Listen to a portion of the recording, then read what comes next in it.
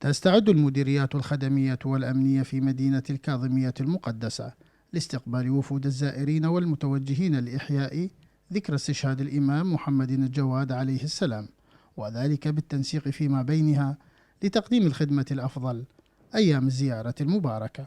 أعدت دائرة بلدية الكاظمية المقدسة خطة متكاملة للاستعداد الكامل لهذه المناسبة الأليمة على قلوب المؤمنين والمؤمنات.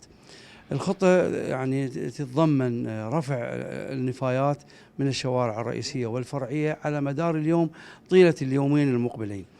كذلك هناك تنسيق تام مع الدوائر الأخرى والجهات الأمنية، حيث تم عقد عدة لقاءات في مقر المقامية ومقر الفرقة ومقر العتبة تبين بها الخطة الأمنية وعملية دخول وخروج الآليات العائدة إلى الدائرة البلدية. وهناك تنسيق عالي بين قيادة عمليات بغداد والقوات الساندة الأخرى المتمثلة بالدفاع المدني والأخوة الأمنيين المتمثلة في جهاز مكافحة الإرهاب والأجهزة الأمنية الأخرى.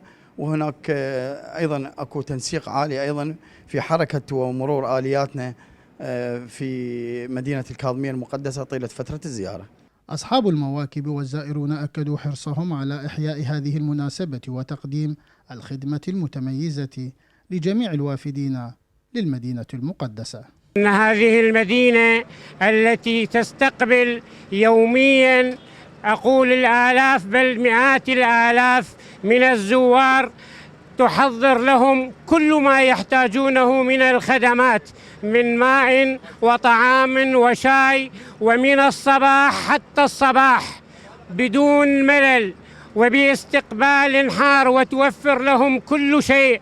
ونستعد لهذا قبل أيام. نحن كموكب خدمي أتينا هنا منذ 3 أيام أو 4 أيام لتقديم كافة الخدمة للزوار من المأكل والمشرب. نحن هنا نتحدى كل زمور الإرهاب ونتحدى داعش أيضا، ونحث على هذه الزيارة المليونية التي بإذن الله ستكون مليونية بعد غد إن شاء الله. المواكب الذي تعمل لخدمة الزائرين رغم الظروف الأمنية، ولكن الحمد لله القوات الأمنية، الدفاع المدني، البلدية، كل الموجودين في منطقة الكاظمية يحافظون على إنجاح هذه الزيارة المباركة، وإن شاء الله المواكب قادمة من كل محافظات العراق. تتضافر جميع الجهود المبذولة من قبل أجهزة الدولة وأهالي المدينة المقدسة لتقديم أفضل الخدمات لإنجاح زيارة الإمام محمد الجواد عليه السلام، باعتبارها أحد أهم المناسبات الدينية التي تمر بها مدينة الكاظمية المقدسة. لقناة السلام الفضائية نجم ربيعي، بغداد.